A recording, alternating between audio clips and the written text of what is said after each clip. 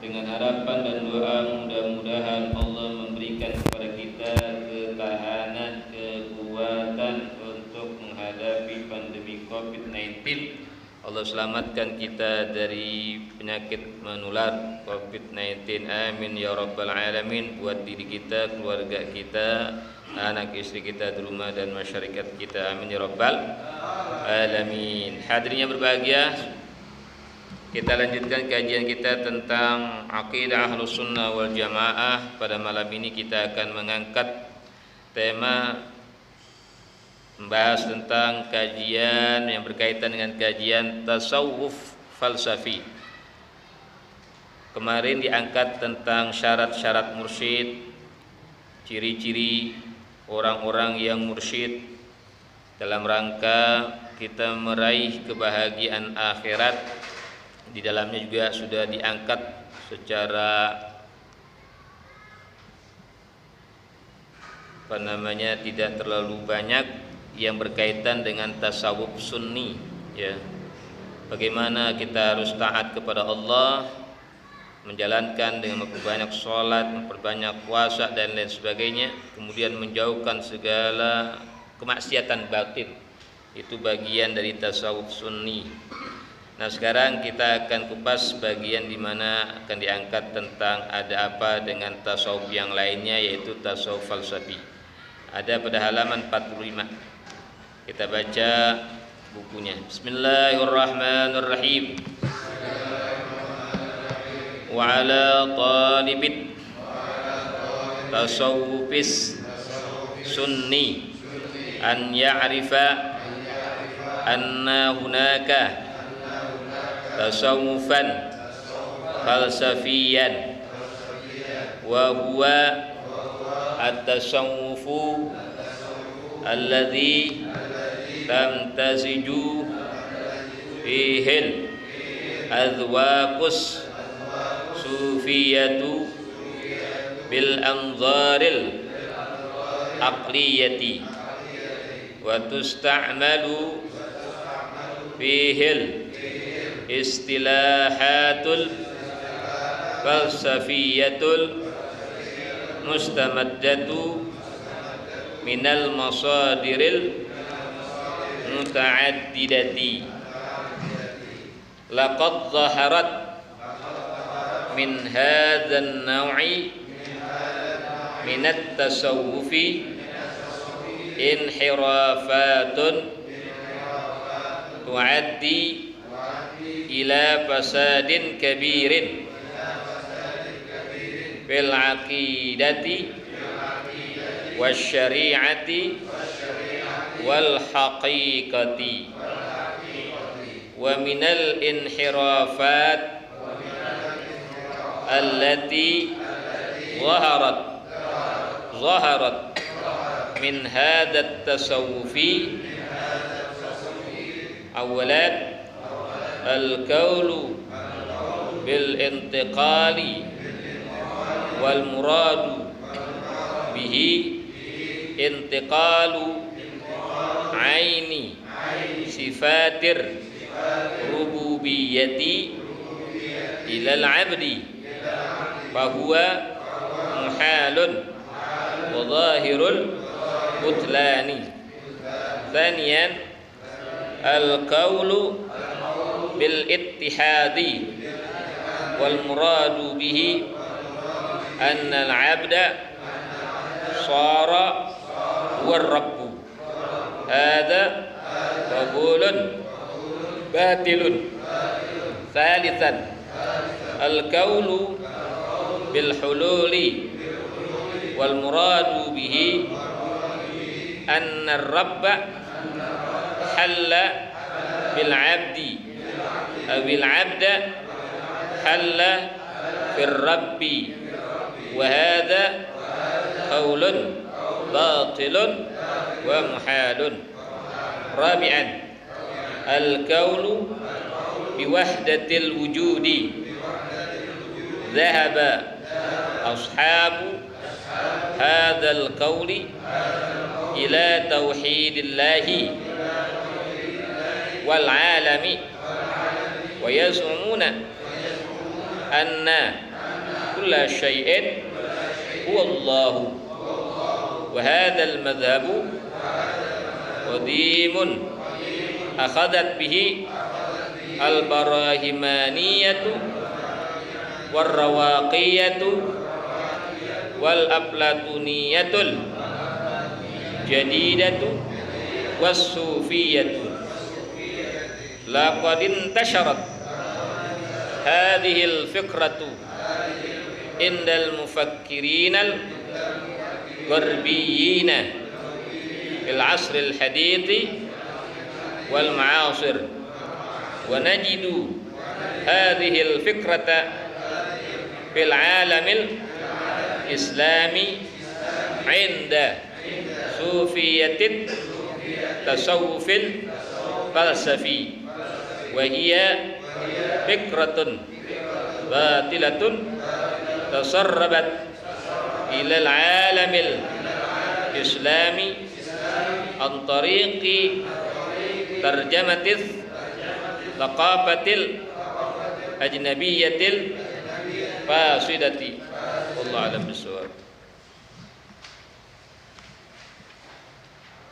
Wa ala talibit tasawuf sunni, hendaknya kepada pelajar-pelajar tasawuf sunni siogianya dia an ya'rifa mengetahui. Orang yang menjalani tasawuf dan tasawufnya tasawuf sunni, tasawuf yang sesuai dengan ajaran ahlu sunnah wal jamaah, yang berlandaskan kepada sunnah Rasulullah SAW, an ya'rifa, dia mesti mengenal, mesti tahu, an hunaka, bahwa di sana dalam kajian tasawuf terdapat yang namanya tasawufan falsafiyat, tasawuf falsafi. Apa yang dimaksud dengan tasawuf falsafi? Wa huwa tasawwuful ladzi, yaitu tasawuf yang tamtazizu bihi, yang bercampur di dalam kegiatan tasawufnya itu proses perjalanan sufi, campur antara al-azwaqus sufiyatu, rasa, pengalaman, sesuatu mistik yang dirasakan oleh sufiyah para sufi. Jadi ada zauq-zauq, ada nilai-nilai rasa pengalaman-pengalaman yang bersifat mistik, yang bersifat pengalaman pribadi, rohani seorang sufi. Bil anzaril aqliyati, dengan pendekatan pandangan yang bersifat akal, akliyah atau rasio. Jadi rasio dipakai, zauq, rasa, nilai, pengalaman ruhani, pengalaman pribadi yang bersifat ruhani yang mistik itu ada pada tasawuf falsafi.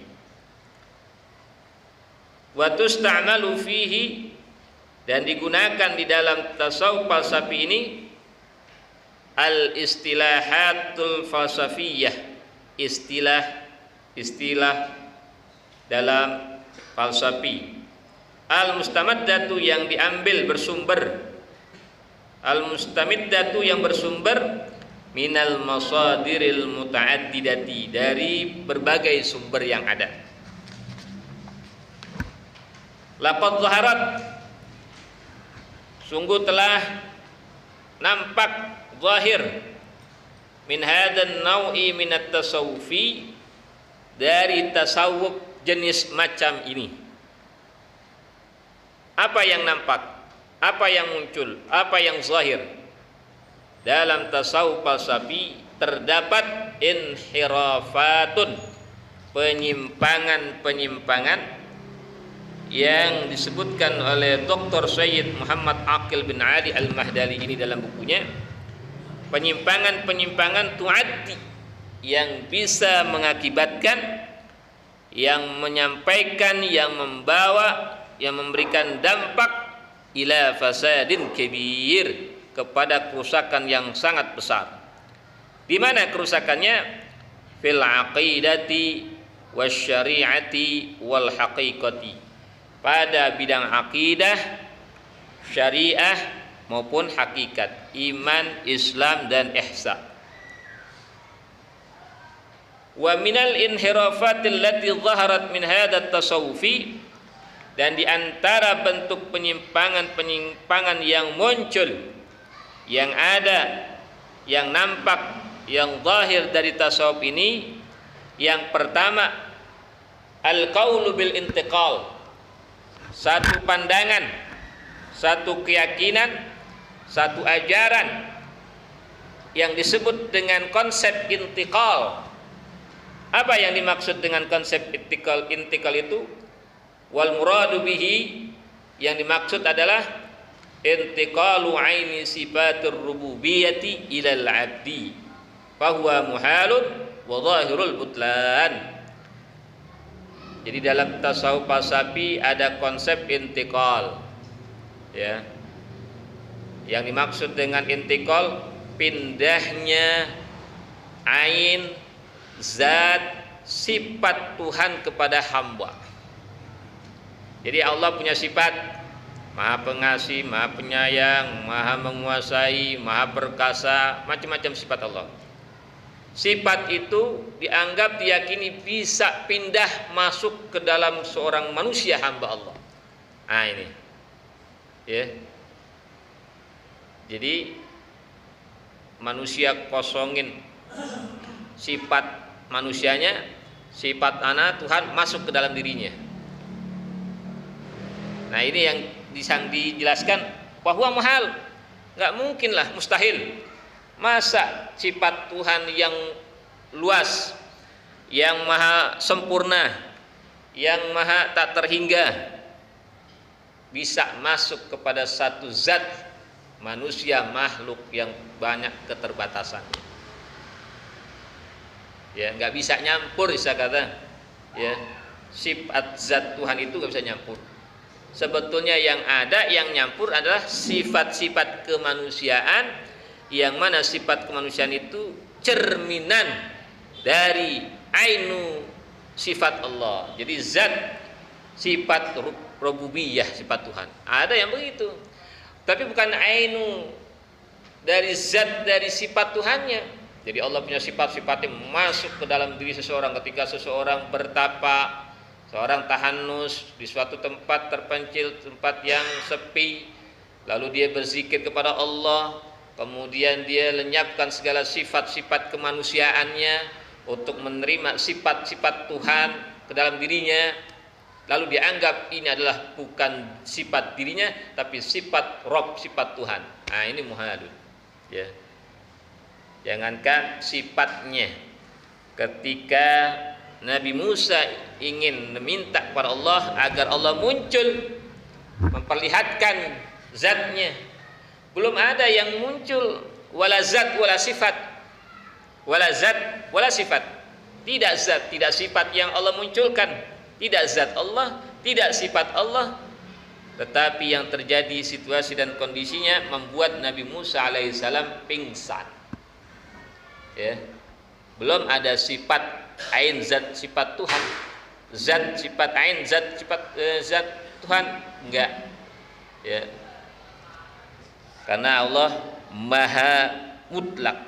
Ya, sama aja sesuatu zat yang punya volume, yang punya kadar, sudah ada kadarnya, volumenya, lalu dia menerima kadar volume yang di luar kuantitas dan kualitasnya, itu tentu tidak akan bisa dimasuki, tidak akan bisa masuk, tidak bakal nyambung.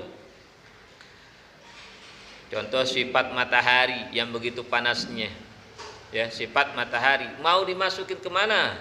Ke dalam benda zat-zat lain selain matahari. Yang ada benda-benda baru yang akan menerima sifat dari matahari yang bakal hancur kepanasan. Ya, karena bukan kualitasnya, bukan kuantitasnya, bukan ukurannya. Tapi bagi orang-orang yang menjalani proses tasawuf falsafi ini, yakin bahwa dirinya sudah tidak ada sifat-sifat kemanusiaannya, yang ada pada dirinya adalah sifat-sifat ketuhanan, sehingga apa yang keluar dari dirinya bukan lagi dia yang mengatakan, bukan lagi persepsi cerminan dari dirinya, tapi itu percerminan dari Tuhan. Nah, ini disebut muhalun, mustahil. Wa zahirul butlan, zahir nyata batil, tidak hak, tidak benar. Yang kedua, al-qaulu bil ittihad, perkataan, keyakinan, konsep ittihad. Apa itu? Wal muradu bihi annal abda shara huwa rabbu. Nah, ini konsepnya bahwa al-abda, seorang manusia, seorang hamba, shara huwa rabbu, apabila menjalani proses, ya, di dalam tahannusnya, di dalam pendekatan dirinya kepada Allah Subhanahu wa taala, dia panakkan dirinya, dia binasakan dirinya, maka setelah itu yang terjadi, dia bukan lagi seorang hamba, tetapi dia merasa seorang Tuhan. Nah, huwa rabbu, dirinya seorang Tuhan. Hada qabulun batil, maka ini penerimaan konsep yang mengandung kebatilan. Makanya ketika ada sejarah Syekh Siti Jenar masuk sebagai ittihad atau wahdatul wujud, ketika ditanya di mana Syekh Siti Jenar, di sini tidak ada Syekh Siti Jenar, yang ada Tuhan. Ya, yang ada Tuhan. Syekh Siti Jenar tidak ada. Di sini yang ada Tuhan. Gitu. Jadi yakin bahwa Tuhan sudah menyatu dalam dirinya, sehingga yang ada bukan lagi manusia tapi sebagai Tuhan. Itu ittihad. Al-abda shara huwa rabb. Yang ketiga, konsepnya bukan intikal namanya, bukan ittihad namanya, tapi yang disebut dengan hulul. Ya, lain-lain term, lain-lain istilah. Istilahnya ini dikembalikan kepada para tokohnya, ya, tokohnya masing-masing. Yang ketiga adalah konsep bil hulul, al-hulul. Wal muradu bihi anna rabba halla bil abdi awil abda hala bir rabbi fir rabbi. Yang dimaksud dengan hulul yaitu konsep bahwa ar-rabba halla bil abdi, bahwa Tuhan masuk menempati, memilih hamba-hambanya. Awil abda halla fir rabbi, atau hamba memilih menempati tempat Tuhannya. Wa hadza qaulun batilun wa muhalun, dan ini juga konsep keyakinan yang bersifat batil dan mustahil. Jadi kalau membahas ini, manusia itu punya kotak-kotak. Ada kotak kemanusiaannya, ada kotak ketuhanannya. Ya. Tuhan begitu juga, ada sifatnya yang mutlak ketuhanannya, dan ada sifat-sifat yang menjadi pemberian kemanusiaannya nanti kepada makhluknya. Masing-masing ada tuh kotaknya. Jadi misalkan kalau itu kotak isian, nah kotak yang ini dikosongin nih kemanusiaannya. Ya, maka kotak daripada sifat-sifat Tuhan pindahlah ke dalam dirinya, nempatin tempat yang kosong. Ya. Memang ini proses yang panjang. Proses yang panjang, mesti ada riyadhah, latihan. Jadi bagaimana sifat-sifat dirinya itu semutlak, semaksimal mungkin, yang buruk-buruk kemanusiaannya dihilangkan. Kelemahan, ya, pokoknya ketidakberdayaan, itu sifat-sifat kemanusiaan yang lemah itu jangan ada pada dirinya, sehingga hilang yang lemah-lemah, yang ada merasa serba ketuhanan, serba sifat Tuhan yang lebih. Nah, kalau itu yang lemah-lemah hilang, lalu masuklah dia merasa menempati sifat-sifat Tuhan yang serba mutlak. Itu yang hulul. Yang keempat, tidak disebut intiqal, tidak disebut intihad, al-ittihad, tidak disebut hulul, tapi yang disebut dengan wahdatul wujud. Ya, wahdatul wujud. Jadi kesatuan eksistensi yang ada. Ini memiliki kesamaan kemiripan. Dhahaba ashabu hadzal qaul, maka orang-orang yang memiliki konsep ini berpendapat, konsep wahdatul wujud, ila tauhidillahi wal alam, bahwa Allah dan alam itu menjadi tauhid, satu kesatuan. Makanya seperti yang tadi disampaikan, Siti Dinar melihat manapun, dimanapun, tidak ada makhluk, tidak ada siapa-siapa, yang ada Tuhan. Sehingga kalau ada yang bilang Tuhan ada di mana-mana, maka dianggap alam itu jadi Tuhan. Tuhan ada di mana-mana. Nah, nanti berarti kalau Tuhan ada di mana-mana, yang mana-mana itu, yang alam ini, itu dianggap jadi Tuhan. Tuhan itu bukan ada di mana-mana. Tuhan itu malah tidak bertempat. Karena tempat itu adalah kebutuhan makhluk. Itu kebutuhan makhluk. Allah tidak butuh tempat karena Allah yang menciptakan tempat. Tapi bagi wahdatul wujud semua nyatu. Ya. Alam itu ya Tuhan. Maka Siti Jinah merasa dirinya Tuhan. Kalau yang sederhana dulu bukan karena tasawuf, tapi pengakuan dari Fir'aun, ana rabbukumul a'la. Aku adalah Tuhanmu yang paling tinggi. Karena ada sifat-sifat yang merasa seperti Al-Malik, Al-Jabbar, Al-Qahhar. Jadi sifat-sifat Tuhan yang begitu dia merasa ada dirinya, dia ngaku-ngaku sebagai Tuhan. Bukan lagi Fir'aun, bukan lagi orang. Dia merasa ana rabbukumul a'la, aku Tuhanmu yang paling tinggi. Aduh. Ya.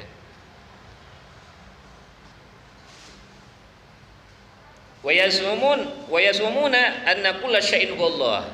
Sehingga mereka nih orang-orang yang punya konsep wahdatul wujud menduga, menyangka, meyakini anna kulla syai'in wallah, segala sesuatu yang ada adalah Allah.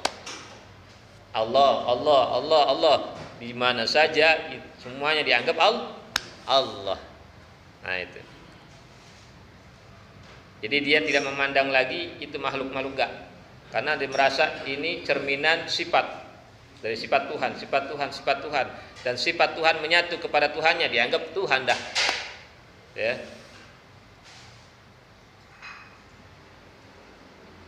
Ya. Wa hadzal mazhab, pandangan ini qadimun, adalah pandangan yang sudah ada sejak dulu. Akhadat bihil barahmaniyatu, yang diambil, yang digunakan, yang berlaku pada kelompok Brahmana dalam agama Hindu. Ya, ketinggian kasta Brahmana bisa meyakini menganggap dirinya statusnya sama dengan Tuhan. Gitu. Kalau udah sama dengan Tuhan, maka dianggap sebagai makhluk yang suci. Makanya itu kasta yang paling tinggi. Nah, ya. Jadi bisa tingkat menjadi dewa kalau dalam keyakinan mereka. Dewa, Tuhan yang paling tinggi, nah, Brahma.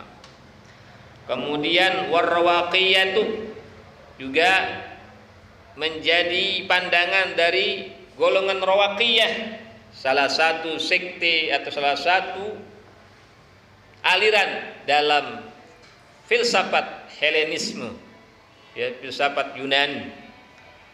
Kemudian juga wal aflatuniyu al jadidatu, juga pandangan konsep dari neo-platonisme, ya, al-jadidah menjadi neo-aplatoni, sampai kepada sufi, para ahli sufi, ya, para sufi, orang-orang yang menjalani proses sufi. Laqad intasarat hadhil fikrah, pemikiran-pemikiran ini, pandangan-pandangan ini intasarat, telah menyebar, menular, menjalar endal mufakkirin al-gharbiyina, kepada para ahli pemikir-pemikir timur, ya, timur tengah. Apa namanya bukan timur tengah? Barat, al-gharbi di Maghrib, ya, barat. Pemikir-pemikir dari barat. Maghrib dari Gharbiyah, Maghrib, ya. Di pemikir-pemikir barat nih, dari Yunani, kemudian para filosof, kemudian para ahli-ahli barat, pemikir-pemikir barat, fil asril hadis, pada zaman modern, wal ma'asir, dan zaman-zaman sekarang juga masih berlaku.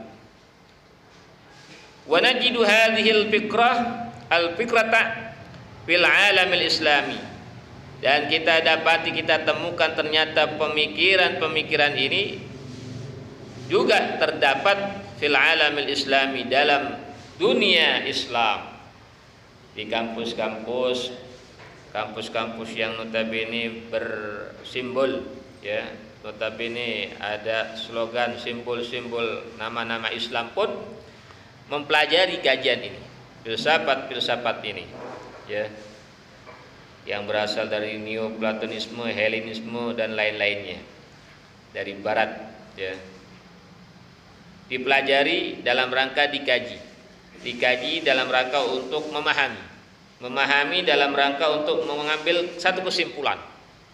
Nah, tinggal masalahnya ada yang menjadi positif, ada yang menjadi negatif. Kalau yang menjadi positif, dia ambil yang baik yang sesuai dengan syariat Islam dan buang yang tidak sesuai dengan syariat Islam. Tapi yang negatif, nelen mentah-mentah apa yang dipelajari, dan kadang-kadang dosennya juga mengajarkan demikian, membawa ke arah alam demikian. Ketika belajar paham A, kamu jangan berpikir paham B, nikmatin paham A supaya masuk, meresapi, dan mengalami, gitu. Sebab kalau pakai paham yang lain-lain mental, kagak jadi, nggak masuk-masuk, nggak paham-paham, nggak nyambung-nyambung, karena kita mempertimbangkan atau masuk ke dunianya tapi pakai pandangan lain, nggak bisa, ya. Sampai kalau dalam kajian filsafat, ya, jurusan filsafat, belajar agama Hindu, ya mesti masuk ke dalam agama Hindu. Sebab kalau kita udah pakai pikiran, pakai filter agama kita, udah apapun yang disampaikan udah mentah-mentah, tertolak, nggak bisa masuk, gitu. Akhirnya mahasiswanya begitu, ada yang positif, ada yang negatif. Kalau yang positif ambil saja sebagai satu wacana keilmuan, yang baik diambil, yang buruk dibuang. Oke, ya. Tetapi yang negatif, ujung-ujungnya ada kasus orang yang tadinya pada rajin ibadah, taat kepada Allah, rajin sholat, setelah belajar hal-hal yang demikian sudah lagi tidak sholat. Nah, ini yang jadi bahaya. Ya, padahal kan pemikiran itu sifatnya ada yang baik, ada yang buruk. Nah, kemudian bagaimana ini bisa masuk ya ke dunia Islam? Enda sufiyatit tasawuf, kepada para sufi-sufi yang menjalani tasawuf falsafi. Wahia fikratun batilatun, padahal itu adalah pemikiran yang batil, lawan dari hak. Tasarrabat, yang menyusup ilal alamil islami, kepada dunia Islam.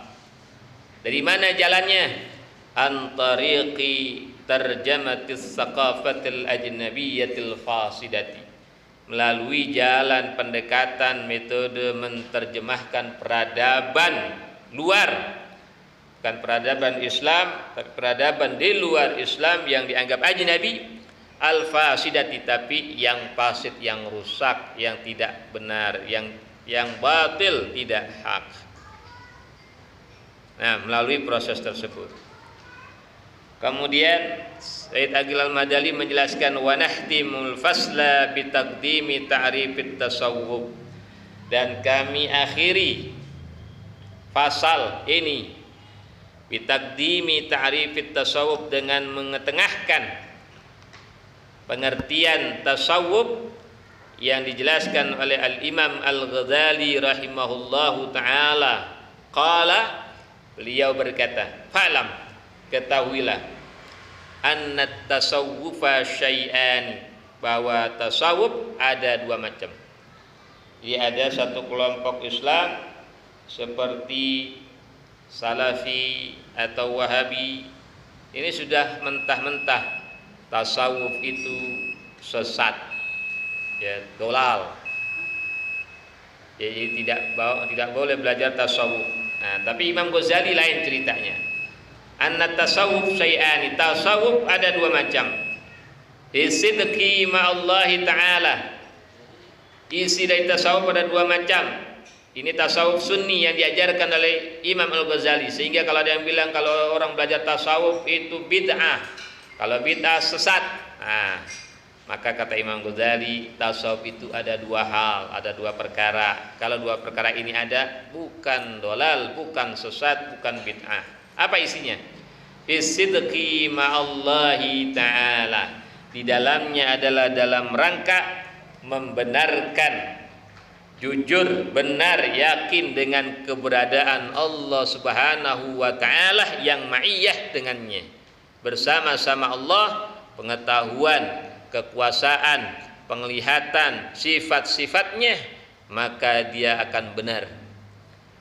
Jalannya kalau orang tasawuf mestinya dia akan sidik, akan benar dalam meyakini eksistensi Allah yang bersifat ma'iyah. Ma'iyah laisa bil jasad, bil jasmani, ya, atau bil jirim dan lain sebagainya. Tapi ma'iyahnya adalah bahwa Allah memiliki sifat-sifat, dan sifat itu bukan masuk ke dalam diri manusia. Yang masuk ke dalam diri manusia adalah sifat-sifat yang telah diberikan oleh Allah sebatas sifat manusia, sifat makhluk. Kemudian wa husnil muamalati ma'an nas, yang kedua, benar di dalam keyakinan kepada Allah Subhanahu wa taala, dia juga harus muamalahnya baik kepada manusia. Jadi kalau orang bertasawuf, ternyata setelah mempelajari tasawuf, setelah menjalani proses kehidupan sebagai seorang sufi, proses tasawuf, muamalahnya, hubungannya hablum minan nasnya buruk, nah itu nggak beres tasawufnya. Orang yang tasawuf, akidahnya kepada Allah tambah benar. Yang kedua, muamalahnya kepada manusia tambah baik. Nah itu. Nah, dua hal ini adalah terkandung dalam ajaran tasawuf menurut Imam Al-Ghazali. Oke, nggak ada yang bid'ah. Keyakinan kebenaran kepada Allah haruslah benar, lurus, dan muamalah kepada manusia haruslah baik. Itu ajaran bukan bid'ah, ajaran min sunnati Rasulillah sallallahu alaihi wasallam. Wa kullu man shadaqa ma'allahi, wa kullu man shadaqa ma'allah, maka setiap orang yang benar, yang lurus akidahnya, keyakinannya, ma'rifatnya kepada Allah Subhanahu wa taala, terhadap ma'iyah Allah Subhanahu wa taala, innallaha ma'al muttaqin, sungguhnya Allah bersama orang-orang yang bertakwa. Keyakinannya adalah bukan zatnya Allah, bukan sifat ain zatnya Allah yang bersama dia, tetapi sifat-sifat yang bisa Allah berikan sesuai dengan keterbatasan kemanusiaan. Wa ahsana muamalah, ya, wa ahsana muamalatal khalqi, dan dia memperbagus muamalahnya kepada makhluk, fahuwa sufiyun, maka ia dikatakan seorang sufi. Ya, jadi dikatakan seorang sufi apabila dia membenarkan, meyakini keberadaan eksistensi Allah sesuai dengan akidah yang lurus, yang benar, dan dia memperbagus, mempercantik, memperindah hubungan dengan manusia, dengan makhluk, manusia, hewan, tumbuhan, ya, yang mukmin, yang bukan mukmin, semuanya muamalah, ya, husnul muamalah, bagus muamalahnya, maka itulah seorang sufi. Terakhir, ada dulu seorang ulama juga merupakan seorang sufi, ketika dia bertetangga dengan non muslim, bukan orang muslim, tetapi rumahnya ada bertingkat, dia posisinya ada di bawah, sementara tetangganya non muslim ada di atas. Berpuluh-puluh tahun ia tinggal seperti itu, dia di rumahnya bagian bawah, non muslim di lantai bagian atas. Satu saat tetangganya ini yang non muslim mampir main ke rumah si ulama, si seorang sufi tersebut. Lalu ketika masuk ke rumahnya main-main, dia lihat ada bocor rumah si sufi ini, dan dia lihat di atas, ternyata pas bocorannya adalah dari atas rumahnya. Ditanyalah sang sufi ini sudah berapa lama bocoran dari atap rumah saya, dari atas rumah saya masuk ke rumah Anda? Sudah belasan puluhan tahun, dan Anda tidak menegur saya, tidak ngasih tahu saya, ya, diam aja menikmati apa yang ada, karena saya ingin menjaga muamalah perasaan tetangga saya, jangan sampai tetangga saya terusik gara-gara saya kasih tahu, walaupun itu hak, walaupun itu benar, tetapi kadang-kadang orang juga susah nerimanya. Nah itu karena muamalah husnul muamalahnya si sufi ini, maka orang tersebut yang non muslim masuk ke dalam agama Islam. Jadi berat apapun, ternyata seperti contoh sufi ini, maka dia mendapatkan satu sikap yang husnul muamalah, bagus dalam bersikap kepada manusia, walaupun manusia melakukan keburukan, dia tetap menjaga kebaikannya. Mudah-mudahan Allah berikan ilmu yang bermanfaat. Bismillahirrahmanirrahim. Fatihah. A'udzubillahi minasyaitonir rajim. Bismillahirrahmanirrahim. Alhamdulillahirabbil alamin arrahmanir rahim maliki yaumiddin. Iyyaka na'budu wa iyyaka nasta'in. Ihdinas siratal mustaqim. Siratal ladzina an'amta 'alaihim ghairil maghdubi 'alaihim waladdallin.